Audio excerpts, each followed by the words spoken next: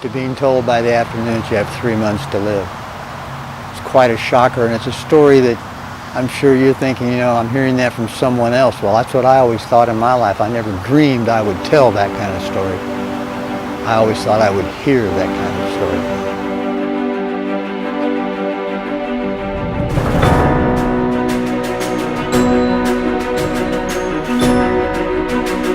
Hi, my name's Earl Young, and I want to tell you about the two most defining times of my life. One of them was in Rome in 1960 when I ran on the U.S. Olympic track team. I was fourth in the 400, and we won the 4x400 relay, receiving a gold medal. I was the youngest gold medalist in track and field that year, and at age 19, we tied the Olympic record, set a new world record, and as you can imagine, it was a very defining time of my life. It's part of the reason I said it, I'm here talking to you today.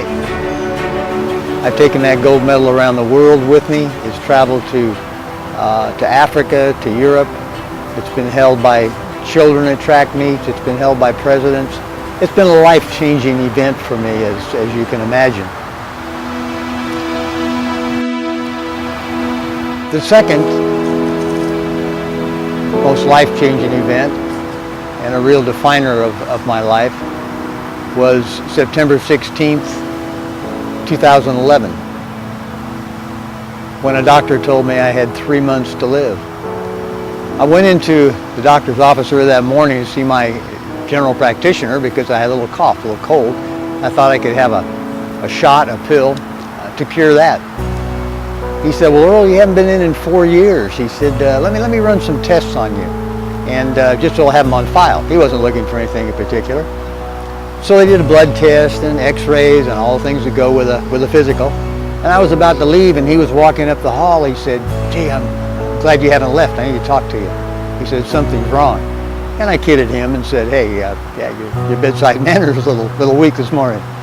And he didn't laugh about that. We went in his office. I sat across from his desk, across from him. And he said, Earl, he said, you don't feel bad? I said, no, I really don't, Doc. Except for this little cough and this little sniffle, kind of a summer type event. And normally it's something that I would just wear off and not pay any attention to. Fortunately, I'd gone in to see him to cure that because he said to me across the table, he said, Earl, he said, your white factory's shut down. He said, you're low on whites and you're not making it. Again, I said, well, what do we do? He said, I want you to go right now across the street to Texas Oncology. I'm going to call over and tell them to expect you. And I want you to go over there and see what they say about this. I went over there, they looked at the report and said, yeah, this is not good. Now, as you can imagine, I felt good when I woke up that morning. This day is rapidly deteriorating for me. He said, Earl, we need to do a bone marrow biopsy. Fine. Go back and into the room and they do a bone marrow biopsy. I go back to the waiting area and wait on him to get the report. He comes out a little later and he said, Earl, I'm afraid I have some bad news. He said, you have acute myeloid leukemia. Now you can just imagine when you hear that type of report. Again, I didn't go in here feeling bad. I started the day to get a shot for a sniffle or a cough. And now I have an oncologist telling me I have AML. He said, do you know much about this? I said, I know leukemia is a terrifying word. He said, well, let me tell you. And he takes me through different types of leukemia, different types of blood cancer. And he said, now the AML, the acute myeloid leukemia that you have, is one of the most rapidly moving. And he said, not only do you have AML, you have what we discovered a few years ago called a FLT3, which I call a supercharger, which makes it move even faster. So the next question, I was wise enough to know what the next question was. How long do I have? He said maybe 3 months. Wow, from a sniffle and a cough first thing in the morning to being told by the afternoon that you have 3 months to live. It's quite a shocker, and it's a story that I'm trying to make to you today. The most important is that that doctor looking at me and saying, you know, you're 70, but you're not 70. And he said because of genes, but he also said more importantly, or at least as importantly, because I had taken care of myself. Remember that.